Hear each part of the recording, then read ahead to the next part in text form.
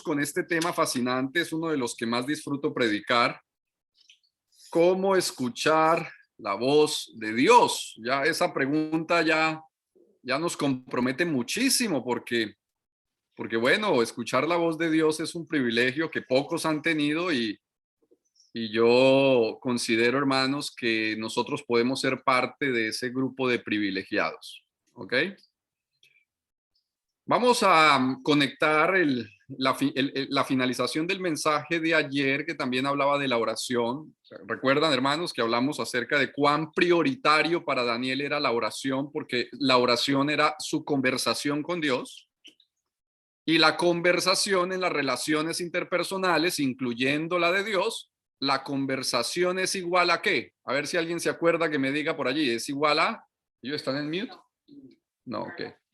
Correcto, la conversación es igual a la relación, es decir, una relación está fundamentada en la comunicación o en la conversación. Para Daniel, interrumpir su oración no era otra cosa diferente a interrumpir su relación con Dios, su amistad o sea, quitarle a él la oración era quitarle a Dios.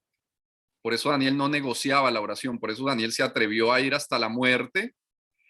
Y a mí me llama la atención, hermanos, que esa disposición de Daniel a mantener sus principios o morir se retrata en Apocalipsis 12 y se habla de que aquellos que han de vivir en los últimos días van a menospreciar sus vidas hasta la muerte. Daniel 12:11 dice que ellos le han vencido por medio de la sangre del Cordero y de la palabra del testimonio de ellos, y menospreciaron sus vidas hasta la muerte. O sea, miren cómo la vida de Daniel y de sus amigos, volvemos al punto, es un símbolo perfecto de la vida de los que habrán de vivir en las escenas finales de esta historia, porque también menospreciarán la vida hasta la muerte, es decir, para ellos Dios y la fidelidad a él será lo más importante, como lo es y lo seguirá siendo para ti y para mí.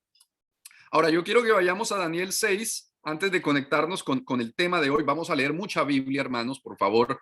Saquen esas espadas.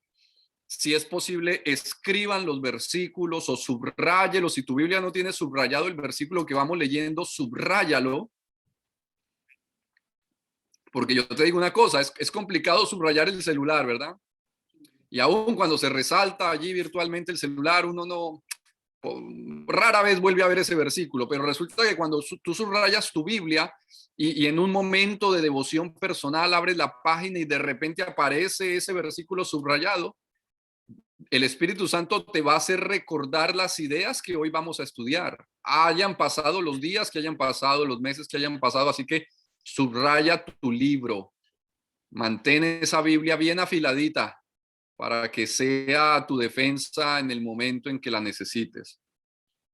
Mire qué interesante, a mí me apasionan estos detalles del libro de Daniel, porque si vas conmigo al capítulo 6, el verso 25, 6:25, termina la historia del foso de los leones, ¿verdad? Daniel es sacado del foso de los leones por ser fiel a su conversación con Dios.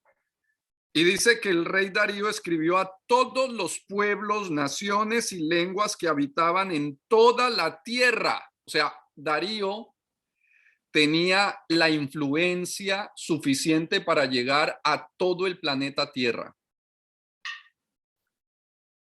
Y yo quiero preguntarte, ¿dónde más has escuchado a ti ¿dónde más has escuchado tú que un mensaje es anunciado y llega a todos los confines de la tierra? ¿En dónde más está escrita una declaración profética que diga que el mensaje será predicado a toda nación, tribu, lengua sobre la tierra? ¿Dónde más? A ver, rápido, el primero en decirme el capítulo del Apocalipsis, ya les di la pista. Hermanos, nada más ni nada menos que el mensaje de los tres ángeles. Y cuando yo hablo del mensaje de los tres ángeles, no me voy a ir por ahí hoy, pero en un futuro podemos profundizar cuántas cosas y cuántas lecciones hay en el mensaje de los tres ángeles para la preparación del pueblo de Dios.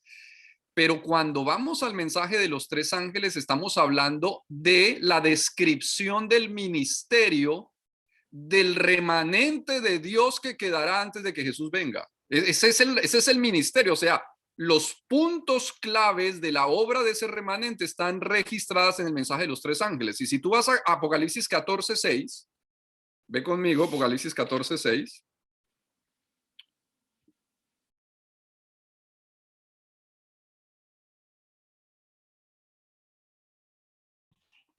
Mira lo que dice Apocalipsis 14:6.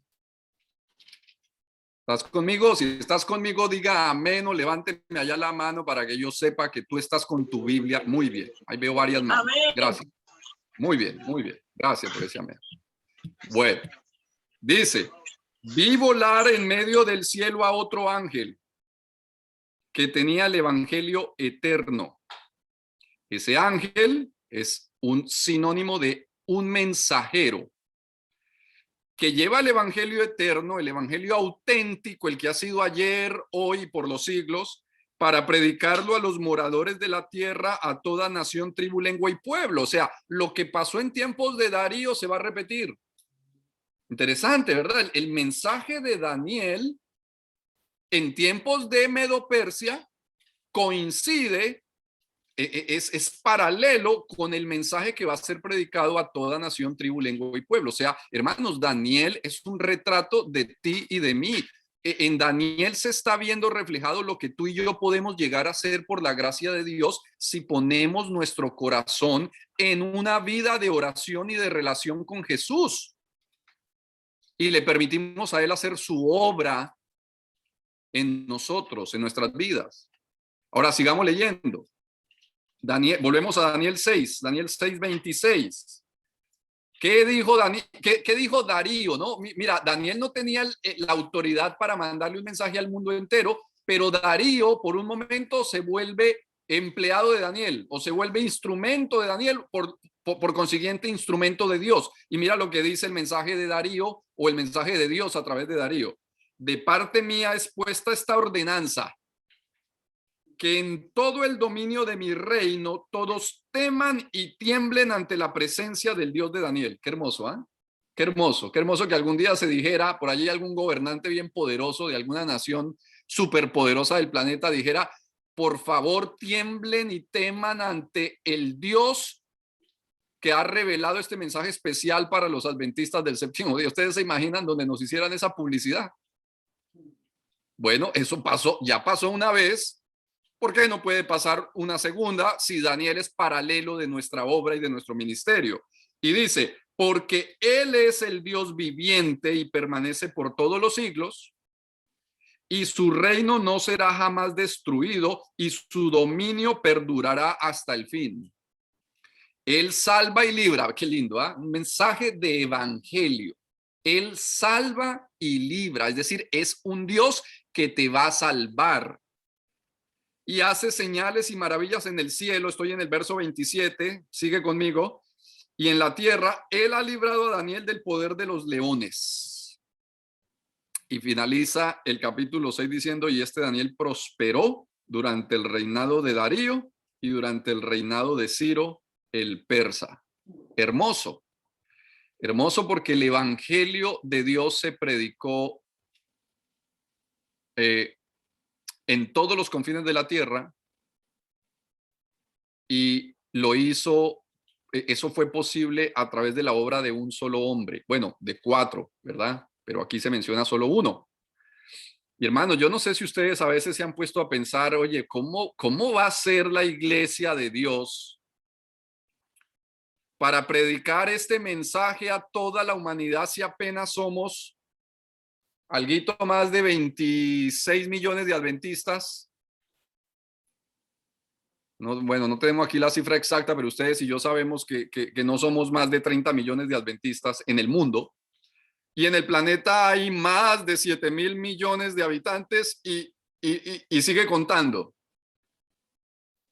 Y no falta la incredulidad que nos asalta la mente, ¿verdad? Y decimos, pero ¿cómo puede un pueblo tan pequeñito llegar a hacer la diferencia en un planeta tan habitado y con tantos desafíos y tantas limitaciones?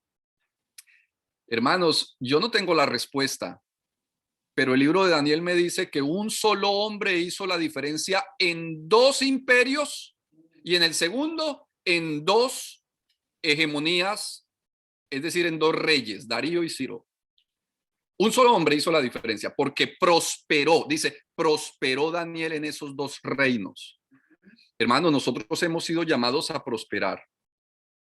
Y cuando nosotros recibimos los mensajes de Dios para ser un pueblo diferente, un pueblo que estudia la Biblia diferente, un pueblo que ora diferente, como lo vamos a estudiar hoy, y quiero que no mires el reloj porque hoy yo no voy a mirar el reloj. Hoy Dios me ha autorizado y siento ese fuego en mi pecho de que yo hoy voy a hablar hasta que termine. Así que no me abandones, no te vayas a ir cuando ya nos pasemos de las 8 porque hay mucho que aprender hoy.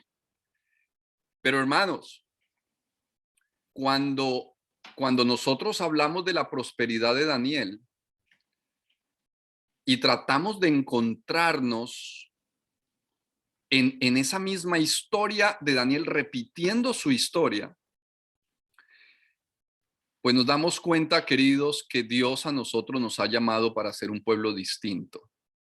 Un pueblo que sabe orar, que sabe predicar, que sabe comer, que sabe vivir, que sabe administrar la familia y administrar los recursos. Hermanos, cuando uno va al espíritu de profecía, uno encuentra consejos para toda clase de necesidad personal, familiar, eclesiástica, lo que tú quieras.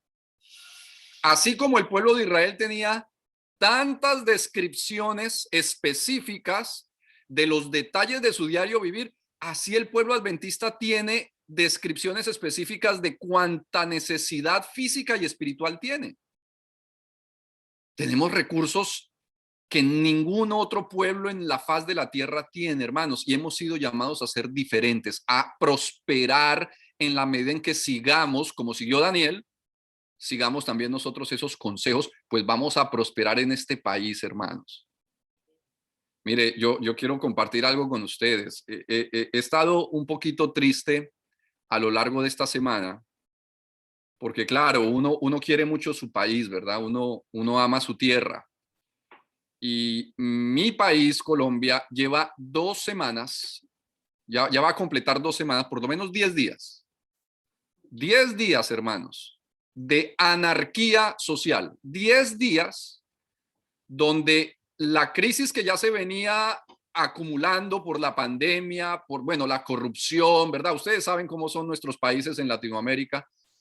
Y entonces esa pobreza acumulada que ahora vino la pandemia y a la clase media la volvió pobre, porque en este momento hay no sé cuántos millones de personas en Colombia que eran de clase media y ahorita ya son pobres. Y jóvenes desempleados y universitarios que ya no van a la universidad. Y toda esa bomba social ha estallado estos últimos 10 días, hermanos. La ciudadanía se ha volcado a las calles. La gente está bloqueando las vías de acceso de las ciudades. Los alimentos ya no están llegando a las ciudades, la gente se está quedando sin comida, los precios se están poniendo por las nubes. Y les quiero retratar cosas bien tristes, ¿verdad? La gente está irrumpiendo en los negocios, especialmente en los negocios de grandes superficies, como los almacenes de comidas o los almacenes de abarrotes, pero de cadena, y rompen las puertas, entran a saquear. Y hermanos, se está viendo que la policía no es capaz de controlar y entonces la policía se ve amenazada brutalmente por estos, sí, estos protestantes, esta gente que protesta y bueno, y vándalos también, estos vándalos habría que decirlo. Y entonces la policía está siendo agredida y está recurriendo a las armas. Y entonces hay tiroteos en la ciudad, hermanos. Hay balaceras en plenas calles públicas. Yo veo mi país en esas condiciones, hermanos, y me siento muy triste. Me siento muy triste porque no es la manera como uno quisiera ver su nación. En este momento somos tendencia mundial, yo creo. Y incluso en la iglesia adventista, la Asociación General está pidiendo que se ore por Colombia. Dentro de la lista de las 10 peticiones más importantes de la Asociación General La primera es India con la pandemia que está fuera de control, y la segunda es Colombia con una pandemia social fuera de control. Y hermanos, pues yo siento pesar, pero les voy a decir aquí en silencio, menos mal que este video solamente lo ven personas aquí pero al mismo tiempo siento gratitud porque Dios de alguna manera ha evitado que yo en este momento esté encerrado con mis hijos y mi esposa en casa, temiendo a qué horas suenan los tiros o a qué horas irrumpen los ladrones, ¿verdad? Y saben, esa gratitud, ¿cómo me hace sentir, hermanos? Me hace sentir responsable. Porque si Dios me trajo para este país, en donde se puede prosperar, si Dios te trajo a ti de donde te trajo y estás acá cosechando, ¿verdad? La tierra que fluye leche y miel, porque ustedes saben de qué estoy hablando, ¿verdad, hermanos? Hermanos, cuán responsables somos de que esa prosperidad sea usada para que el mensaje de la verdad presente se esparza en esos lugares donde no están pasando por las mismas bendiciones por las que estamos pasando nosotros.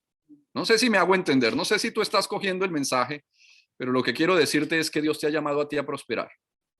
Y no estamos hablando de prosperidad económica, aunque esa está incluida. Pero Dios te ha llamado a ti a prosperar en lo mental, en lo intelectual, en tu salud física. Un adventista en este país no tiene por qué quejarse de enfermedades, hermanos, en el nombre de Jesús, ¿verdad? Pero no tenemos por qué estar padeciendo enfermedades cardíacas, ni enfermedades cardiovasculares, ni diabetes, ni ninguna de esas cosas. ¿Por qué, hermanos? Porque el Señor nos ha mostrado un camino claro para andar de tal manera que las enfermedades que padeció Egipto, que a propósito son las mismas que está padeciendo el mundo hoy, no lleguen a nosotros. Ahora, si ha llegado, no te desalientes, porque Dios permite la enfermedad con una disciplina amorosa. Y a veces Dios tiene que permitirnos sufrir un poquito en la carne para que ajustemos la vida, para que alineemos nuestro estilo de vida con su voluntad. Así que no te desanimes, que la disciplina de Dios es una disciplina de amor. Y es mejor que Dios lo discipline a uno y no que lo discipline a uno el juicio final, hermanos. Así que prosperar, hermanos, el mensaje de la salud, y ustedes han visto que durante la semana yo mando algunas pinceladas sobre salud familiar, salud física. Hoy vimos aquí una linda preparación de cocina. Mañana voy a tener mi tema principal acerca del llamado a una reforma en el pueblo de Dios. Y queridos hermanos, cualquiera de esos mensajes no tiene nada que ver con los méritos para ser salvos. Ni la alimentación salva, ni dejar de comer lo uno y comer lo otro te hace más santo. Ninguna de esas cosas tiene méritos ante Dios. Así que esa época en la que nos decían, ay, es que el que come de esto se va a perder y es que para salvarse hay que comer de lo otro. Y hermanos, esa fue una teología del diablo para entorpecer el mensaje de esta iglesia. Pero lo que sí quiero decirte es que el mensaje que Dios te ha revelado a ti, y no se lo ha revelado a ninguna otra nación sobre esta tierra, no se lo ha revelado a ninguna otra iglesia, a ningún otro pueblo sobre esta tierra, ese mensaje te lo ha enviado Dios a ti para que prosperes y para que desde ese nivel de prosperidad tu rango de influencia se aumente, para que seas el Daniel de estos tiempos y a través de tu influencia el evangelio sea predicado en todo el mundo. Es decir, los cambios en la salud y el llamado a ser distintos no es otra cosa que el poder que Dios le da a nuestro ministerio. Yo no hago la voluntad de Dios para salvarme, no, yo ya soy salvo. Yo hago la voluntad de Dios para que Él me utilice poderosamente para salvar a otros y para que la influencia de mi ministerio se extienda en el periodo de mi vida tanto como sea posible. Y lleguemos a la vejez, hermanos, predicando el evangelio, sanos y con la mente enérgica para el Señor. Prosperó Daniel y vas a prosperar tú, como tú logres seguir los consejos de Daniel en lo concerniente a la oración. Daniel capítulo 7 y Daniel capítulo 8, ustedes saben, hermanos, son la ampliación, y ya habíamos hablado de esto al comienzo, es la ampliación de la profecía de Daniel 2. Ya habíamos dicho eso, ¿verdad? estudiamos juntos que el libro de Daniel está escrito en paralelo y que el capítulo 2 es paralelo del capítulo 7 y que el capítulo 8 es la ampliación del capítulo 7 y asimismo el capítulo 9 es la ampliación del capítulo 8 y hasta el final del libro de Daniel la profecía se amplía. Es decir, bueno, en esta ocasión no nos vamos a detener en los detalles proféticos que enlazan el libro de Daniel con el pueblo remanente de los últimos días, ¿verdad? Y la profecía de 1844 y cómo nació allí el pueblo remanente a partir de esa profecía. Ese no va a ser nuestro objeto de estudio porque estamos tratando de capturar las lecciones espirituales de la vida de Daniel más que las proféticas, pero ambas cosas van de la mano en el libro de Daniel. ¿Ok? Ahora, a mí me llama la atención que cada vez que Daniel ora, es tratado con honores especiales, ¿saben? O sea, la oración de Daniel hacía mover el cielo. Interesante, ¿eh? Que la gente cuando se pone a orar y es consistente en la oración, casi que obliga a la mano de Dios a moverse. Y en Daniel 8, para que tengamos un ejemplo de varios que vamos a ver, Daniel 8:16, Daniel está aquí luchando por entender una visión y dice la Biblia que aconteció, leamos el 15, aconteció que mientras yo, Daniel, consideraba la visión y procuraba comprenderla, he aquí se puso delante de mí uno con apariencia de hombre. ¿Quién es ese con apariencia de hombre en la visión de Daniel? Bueno, en la visión de Daniel, pero aquí ya no es la visión de Daniel, ¿no? Aquí está Daniel en condiciones físicas normales y le aparece Jesús. Siempre que se menciona en el libro de Daniel 1 con apariencia de hombre es Jesús, que en el capítulo 10 no es otra cosa que Miguel, el principal de los ángeles del cielo, es decir, el jefe de las huestes angélicas. Y dice el verso 16, Daniel 8:16, y oí una voz de hombre entre las riberas del Ulai que gritó y dijo, Gabriel, o sea, el arcángel principal le da orden al ángel Gabriel y le dice, enseña a este la visión. Daniel era considerado como un instrumento terrenal muy, muy digno de atención. O sea, Daniel oraba, hermanos, y el cielo se movía. Impresionante, ¿ah? Daniel clamaba y ahí mismo se activaban las fuerzas angélicas. Y hermanos, ¿quién es Daniel en el Antiguo Testamento? Daniel en el Antiguo Testamento es el Alfonso de estos tiempos, ¿sí? Valentín de estos tiempos, Richard de estos tiempos, Loren de estos tiempos, Julián de estos tiempos. O sea, nosotros somos esos que a la hora de orar vamos a hacer mover la mano de la omnipotencia. Y se nos ha escrito, ¿verdad? Que la oración es la llave en manos de la fe que abre los almacenes del cielo, donde están atesorados, amontonados los recursos infinitos de la omnipotencia. O sea, es posible orar como Daniel en estos tiempos. Es posible hacer una oración que diga, Señor, haz algo para que mi hijo entre en razón y vuelva a tus caminos. Y Dios mueve todos sus ángeles para que eso suceda. Señor, haz algo para que esta persona que está padeciendo la enfermedad, que no sabe cómo salir de ella, que esa persona sea sanada para que entienda que tú eres Dios que salva y se vuelva tu instrumento. Y ¡pum! Se mueve el cielo, se mueve el Espíritu Santo y esa persona es sanada. Hermanos, Dios nos va a dar dones para adelantar la obra del Evangelio con gran rapidez en las escenas finales.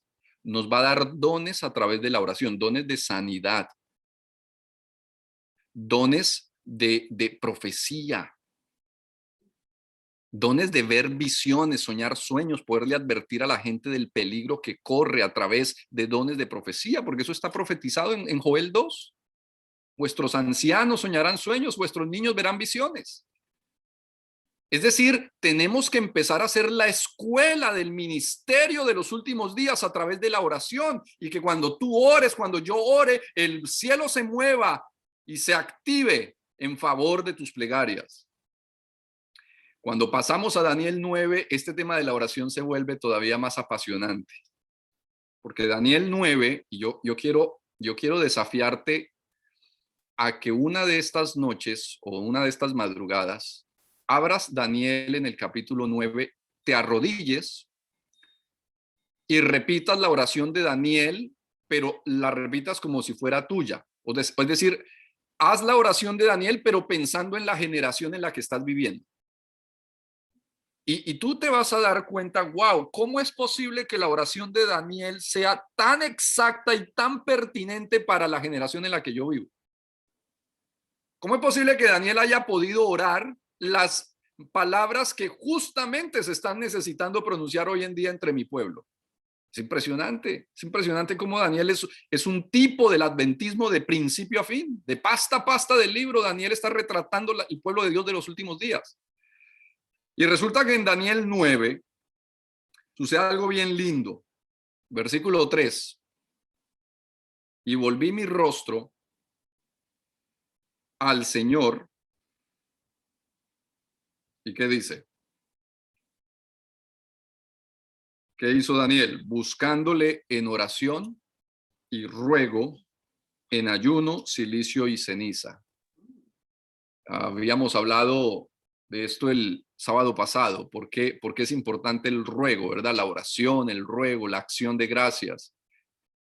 Y Daniel practicaba la oración, pero Daniel no era un orador formalista. La oración de Daniel no era protocolaria. La oración de Daniel era un estilo de vida permanente. Por eso él rogaba, por eso él oraba, pero se quedaba en oración.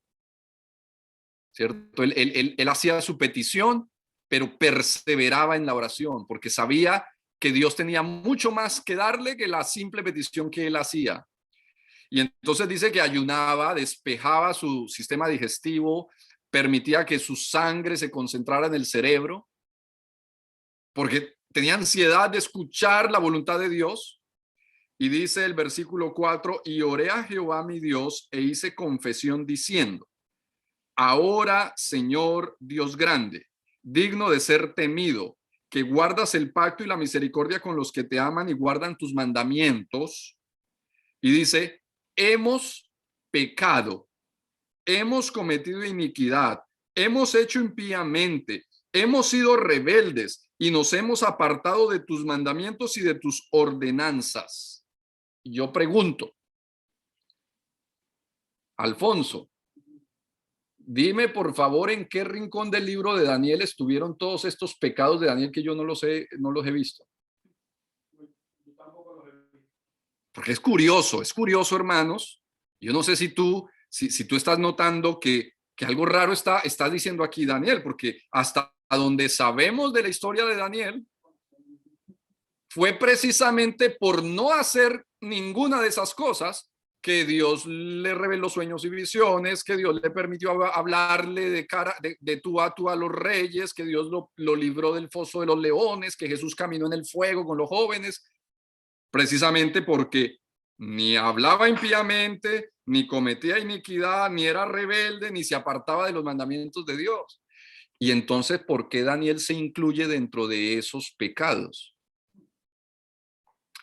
Hermanos, es que hay una actitud importante de cara al fin. Y es que por más santo que uno sea, por más conocimiento del espíritu de profecía que uno tenga, por mejor estilo de vida que uno practique, sigue necesitando la obra de la redención que solo Jesús puede hacer, por un lado, y por el otro, eso no nos califica para andar diciéndole a la gente, para andar diciéndole al adventista de al lado, es que a usted Dios no lo oye porque usted no vive como yo. O es que para que usted se salve, usted tiene que hacer como hago yo. Y entonces no podemos descubrir una cosa en la Biblia o en el espíritu de profecía, porque ahí mismo empezamos a ver a los demás como desprovistos de luz y desprovistos de salvación.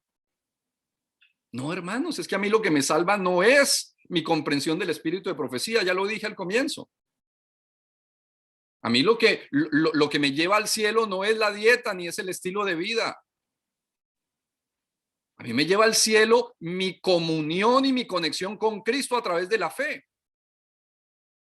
Todo lo demás, hermanos, es su obra silenciosa en mi vida para que mi ministerio tenga una influencia mayor. Pero yo no tengo por qué andar pretendiendo que los demás vivan como yo o que los demás sean aceptados por Dios si solamente hacen lo que hago yo.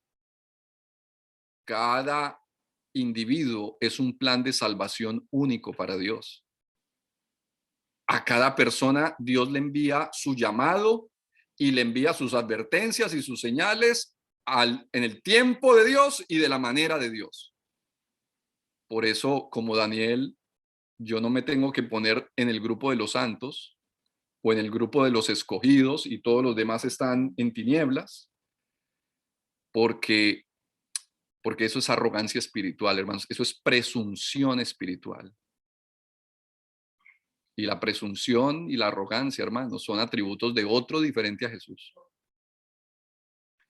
Daniel era un hombre de Dios, era un hombre que recibía con humildad la santidad que provenía de Dios, pero a la hora de orar se arrodillaba y se declaraba entre los pecadores. Se identificaba con el pueblo que estaba ya equivocado y estaba ya sufriendo las consecuencias de su pecado. Y Daniel en ningún momento decía, ¿se dan cuenta dónde están por no hacer lo que hago yo? No, Daniel iba y se metía entre ese grupo de pecadores y decía, Señor, aquí estoy yo entre mi pueblo pecador. Ayúdanos, ten misericordia. Y hay una frase que Daniel utiliza, hermanos, que esa frase está escrita para nosotros. Versículo 6, primera frase. No hemos obedecido a tus siervos los profetas. ¿Por qué la condición del pueblo estaba como estaba, hermanos? Porque Dios enviaba con amor a su debido tiempo y con lujo de detalles su voluntad a través de los profetas, a través del don de profecía, a través del espíritu de profecía, hablando a través del profeta Isaías, Jeremías y todos los que vinieron después. Pero el pueblo no escuchó a los profetas, al contrario, los encarcelaba, los ponía a aguantar hambre y cuando los odiaba más, entonces los asesinaba. Hermanos, los profetas son simplemente seres humanos, pero son seres humanos a los que Dios usa. Yo le doy gracias a Dios porque usó una profeta, ¿verdad? Una profeta que el Señor vio a bien utilizar para dejarnos un mensaje claro de preparación para el fin. Yo quiero decirte, somos una iglesia profética, somos una iglesia distinta gracias a ese don de profecía.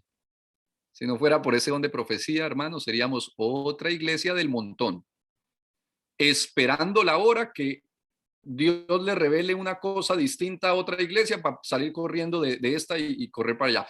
Pero hermanos, de esta iglesia no tenemos que salir. ¿Saben por qué? Porque esta iglesia tiene el mensaje de Dios, el mensaje profético de Dios para los últimos días. Clarito, clarito, en todo sentido. ¿Cuál es el problema nuestro? El problema no es luz, el problema no es información, el problema no es respuestas. ¿Cuál es el problema?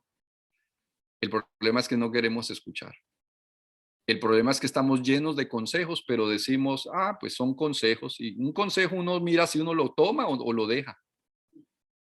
Dios dice esto, pero todo el mundo, todos los demás hacen lo otro. Y yo no me voy a poner a complicarme la vida y mi vida cristiana va a ser más sencilla y yo me quedo aquí con la mayoría. Oh, queridos, Dios tiene tantos planes de prosperar tu vida si tan solo escuchas al profeta. Escuchar al profeta es sencillo. ¿Sabes qué hay que hacer para escuchar al profeta?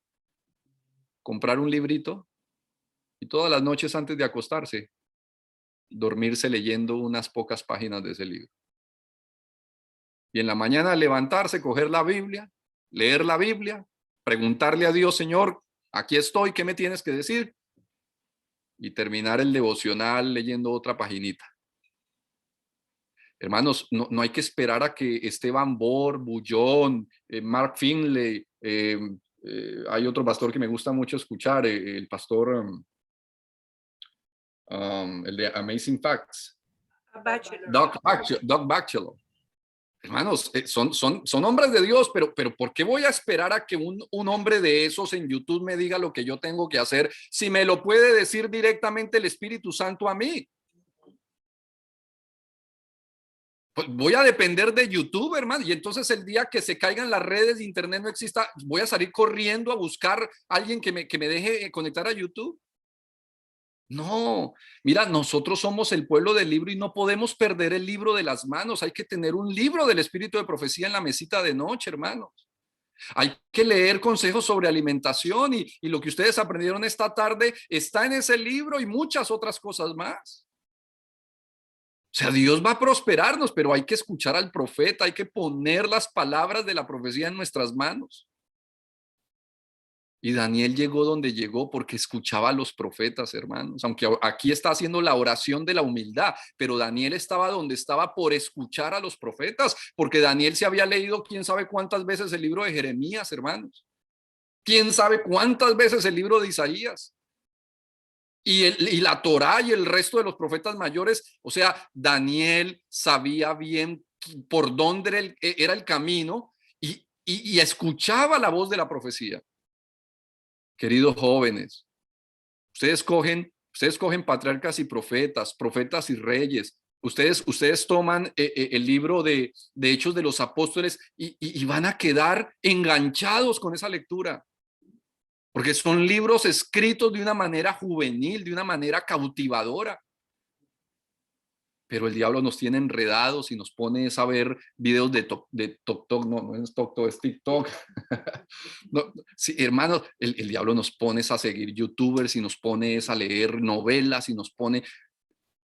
Y ese es un mal que padecemos todos porque vivimos en el mundo de la informática, en el mundo de la tecnología, pero hermanos, tenemos que entender que la prosperidad está basada en la voz de la profecía, en volver al libro, en volver a la Biblia, en volver a la voz de Dios a través de su profeta. Versículo 10. Y no obedecimos a la voz de Jehová nuestro Dios para andar en sus leyes, que él puso delante de nosotros por medio de sus siervos los profetas.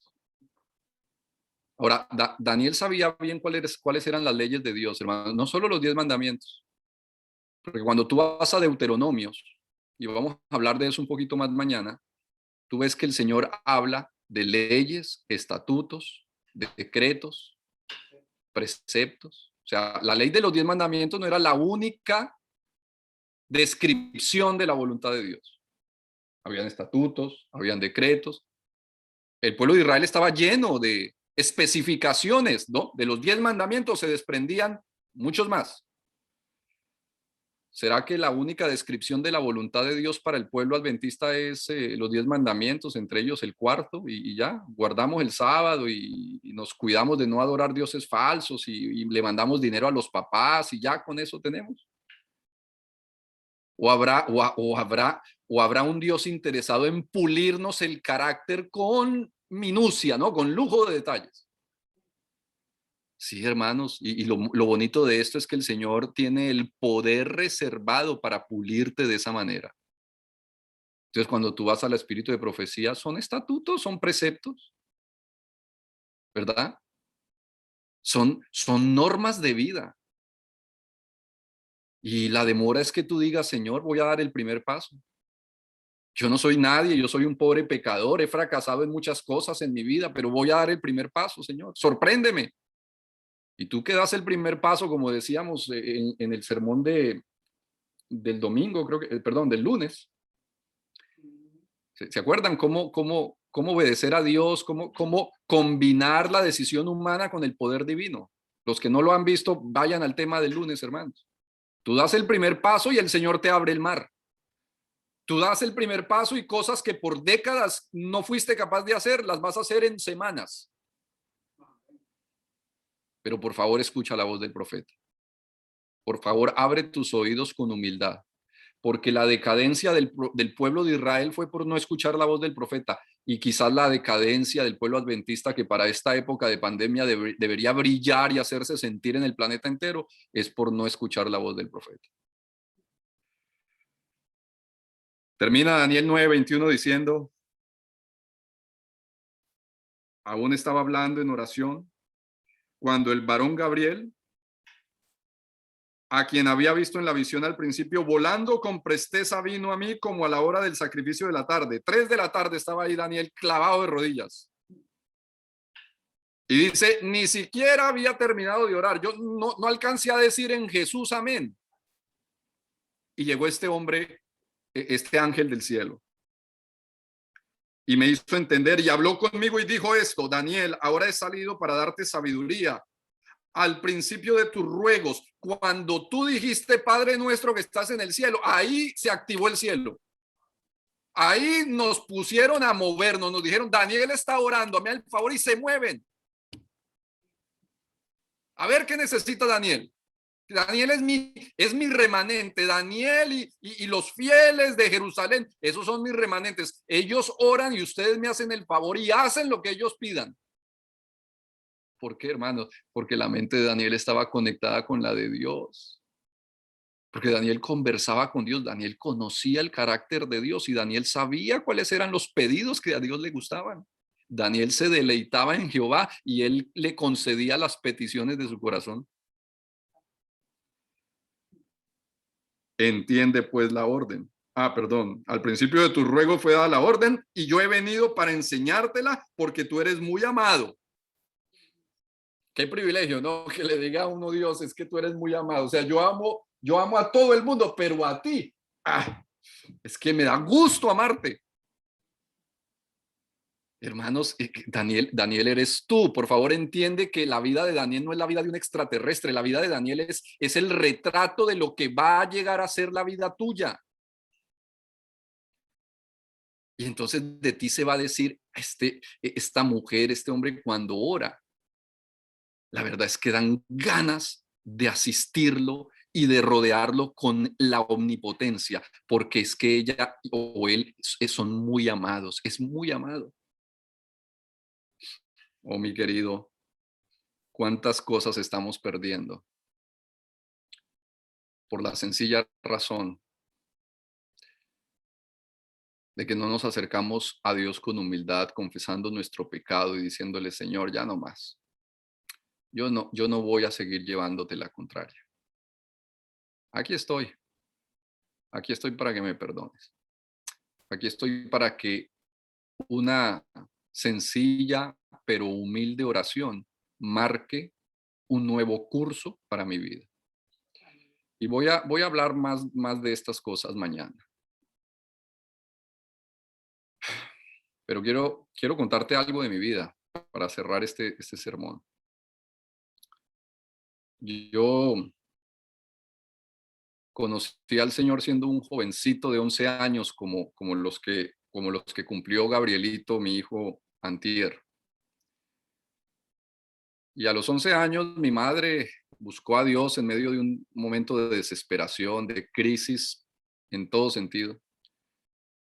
Y pues una mamá desesperada lo primero que hace es llevar a su hijo a que también se lo bauticen.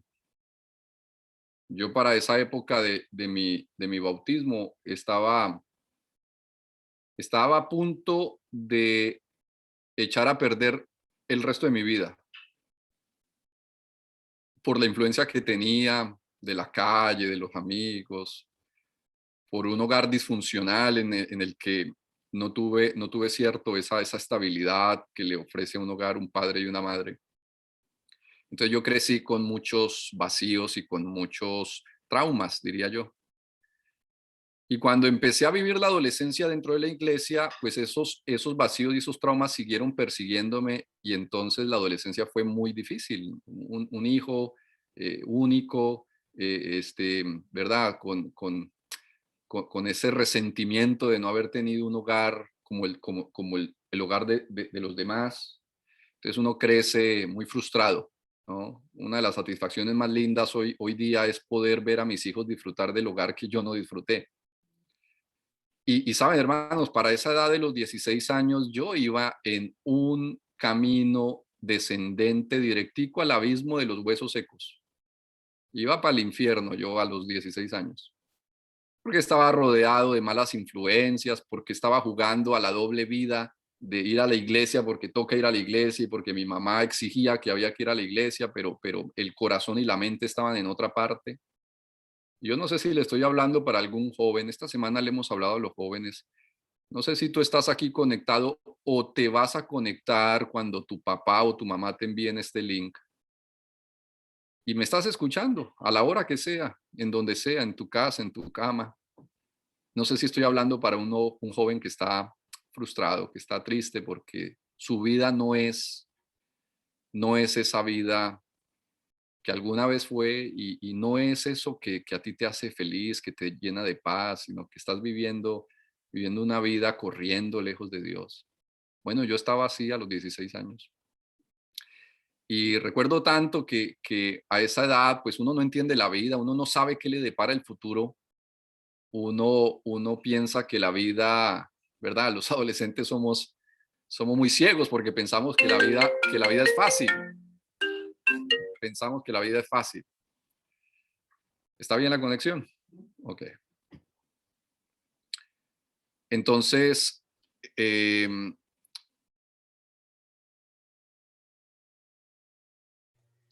Pastor, se puso en mute. sí, ok.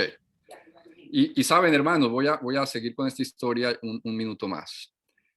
Llegó el momento en esa carrera descendente del pecado en el que Dios de alguna forma, Dios se las arregla. Mira, cuando tú oras por tus hijos, cuando tú oras por tus nietos, Dios se las arregla y Dios les llega el día y en la hora indicada y les toca el corazón. Y un día yo llegué de la calle, de las andanzas, eh, eh, de las andanzas inútiles y vacías con los amigos. Y llegué de la calle, entré a la casa sin hacer ruido y me acosté sobre la cama. No habían celulares en ese tiempo, hermanos, y uno por lo menos se acostaba a pensar, no se acostaba a revisar Facebook y a dormirse ahí con el celular en las narices, ¿no? Uno se acostaba y por lo menos había tiempo para pensar. Hoy en día es complicado porque el diablo no nos quiere dejar ni pensar, hermano. Pero aún así Dios se las arregla. Eso sí, el Espíritu de Dios traspasa las barreras de las redes sociales. Y saben, hermanos, yo me acosté y por alguna razón que hoy todavía no entiendo, en ese momento yo me sentí como realmente era. O sea, por un momento como que me quité el disfraz de niño malo o Dios me lo quitó y me dejó ver mi vida como realmente era y lo que me deparaba en el futuro de seguir caminando así. O sea, yo tuve como una visión, una especie de visión muy, muy rápida de esos años de fracaso que me estaban esperando de seguir viviendo como iba. Me sentí muy vacío, muy triste. Dios me permitió ver mi condición humana y sentí asco, ¿no? Sentí tristeza.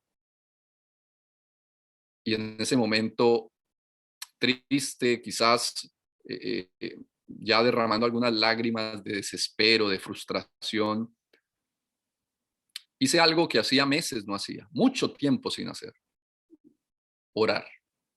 Porque el diablo va minando tu espiritualidad hasta que por último elimina por completo tus momentos de oración, hasta los de las comidas. Ya uno cierra los ojos ahí por protocolo, pero uno ni ora. ¿Ah? Y así es el diablo. O sea, si el diablo obstruye el canal de oración hasta en un almuerzo, el diablo dice, gané porque donde este se ponga a orar, me lo quitan de las manos. Es que la oración tiene un poder, hermanos, que nosotros todavía no hemos entendido. Y mañana vamos a seguir hablando de la oración. Y saben, hermanos, yo me arrodillé a orar como pude. Yo no sé, de rastras me arrodillé sobre la cama. Y le dije a Dios esto. Le dije, Señor, estoy muy triste. Siento mucho pesar de mí mismo. Y le dije, Señor, pero si tú tienes una oportunidad para mí, si me puedes sacar de esto y hay algún camino para mi vida, por favor, muéstramelo. Amén.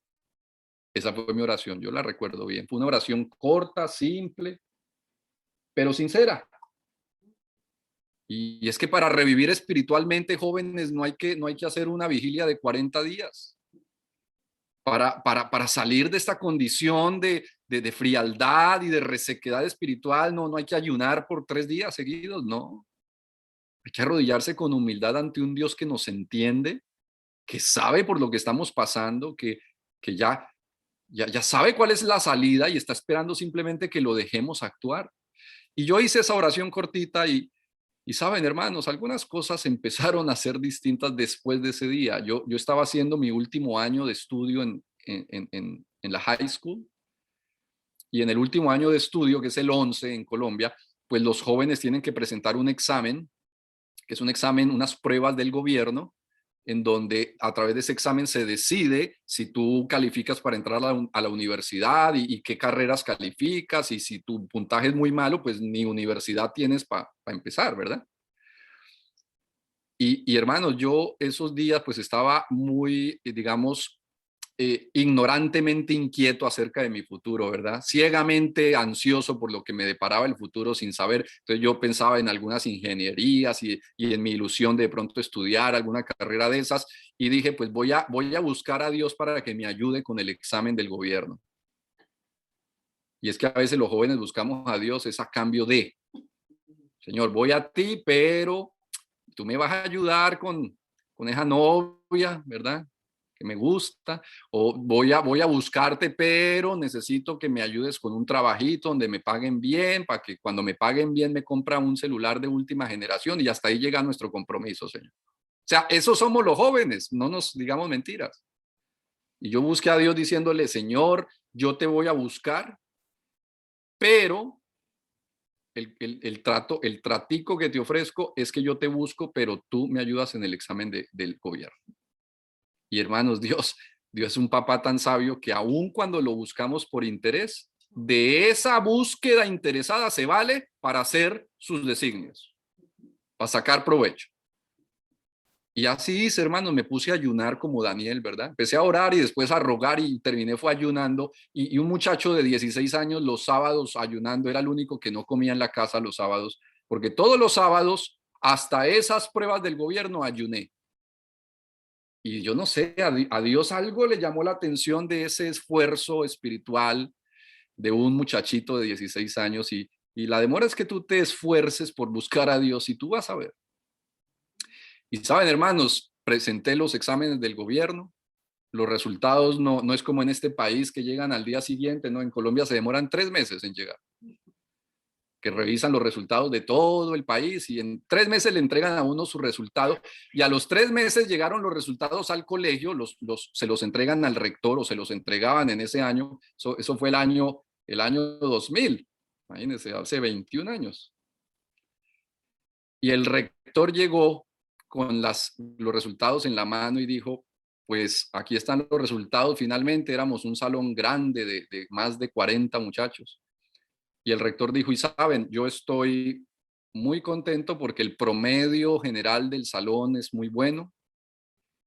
Y quiero que felicitemos a los 10 mejores puntajes. A los 10 mejores puntajes los vamos a nombrar y los vamos a felicitar con un aplauso. Y empieza el rector a nombrar a los 10 mejores. Y nombra al 10º, al 7º, al 6º, al 5º, al 4º, al 3º, que era la señorita más destacada de las niñas, ¿no? La más aplicadita, Claudia. Y menciona al segundo, claro, todo el mundo aplaudió a Claudia, mencionó al segundo, que era Gerson, también destacadísimo, el joven que siempre cumplía con las tareas y que siempre sacaba buenas calificaciones, y era de esperarse, ¿verdad? Y cuando mencionó al primero, dijo Julián Ruiz.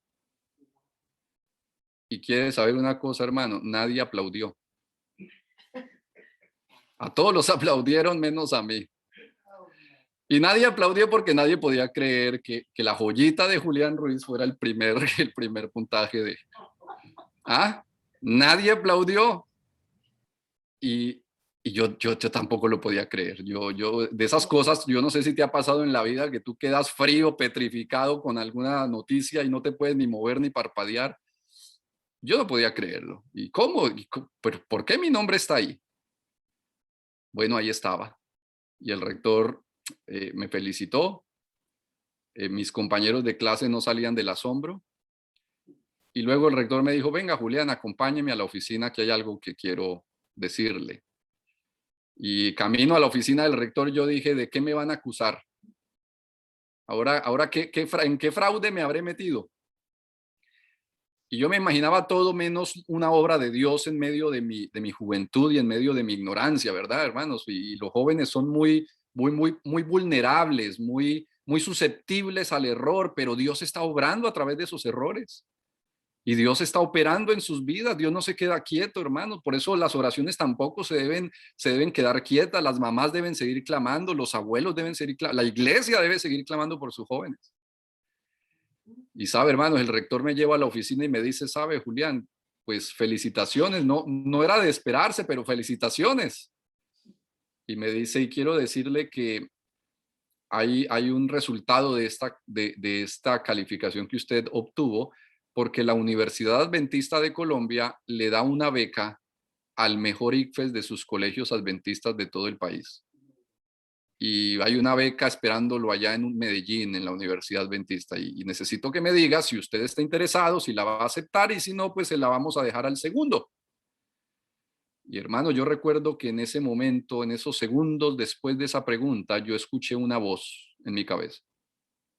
No sé por dónde entró, pero escuché una voz que me dijo, hijo, ahí está la oportunidad que me pediste.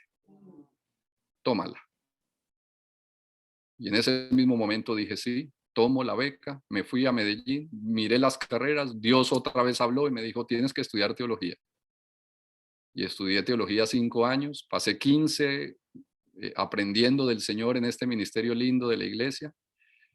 Y hoy día estoy aquí frente a un computador hablándote a ti. Dios opera en nuestras vidas. Dios puede rescatar tu vida del camino de pecado donde esté.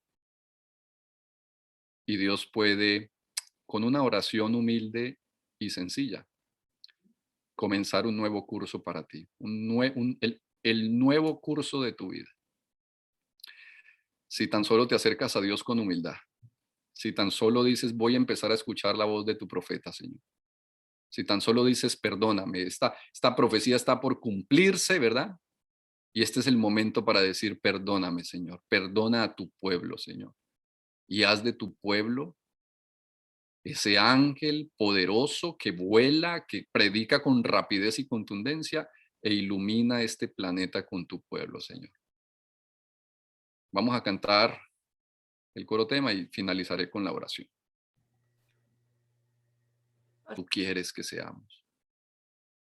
Simplemente, Señor, ayúdanos a ejercer nuestra decisión para que cada anochecer y cada amanecer, y si se puede también en cada mediodía, como lo hacía Daniel, podamos clamar, podamos rogar, podamos insistir, porque el ángel Gabriel y muchos más se van a mover activamente en nuestro favor. Ayuda a la juventud de esta iglesia, Señor. Porque Daniel fue un joven capaz de vencer y llegó a su tercera edad venciendo. Nosotros, Señor, tenemos una victoria pendiente como jóvenes y queremos que no se nos vaya la juventud sin cumplir con esa victoria, Señor. No queremos tener recuerdos frustrados cuando miremos hacia atrás. Queremos decir, en mi juventud yo declaré mi amor y mi fidelidad por Jesús. Ayúdanos, Señor. Y ayúdanos a mantenernos firmes de parte tuya, pase lo que pase. Al encontrarnos mañana, Señor, rodéanos con tu Espíritu Santo en la iglesia. Permítenos seguir disfrutando tu palabra. Lo pedimos todo en el nombre de Jesús. Amén. Amén. El Señor bendiga a la iglesia, hermanos. Amén. Es tarde, ¿verdad? Nos hemos pasado más de lo normal. Y la hermana Zoraida dice, pastor, usted está en deuda, usted no nos puede dejar sin contar qué pasó en la historia de ayer, pastor.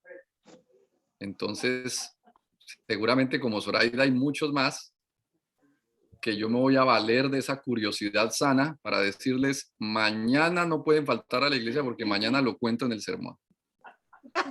Eso es Ok, trampa. tranquila, Zoraida, que yo no voy a fallarte. Pero vamos a dejar allí pendiente la historia. De pronto algunos que no se hayan podido conectar, los vamos a beneficiar mañana también con las conclusiones de esas historias en el Día del Señor en su santo templo. Dios bendiga a la iglesia.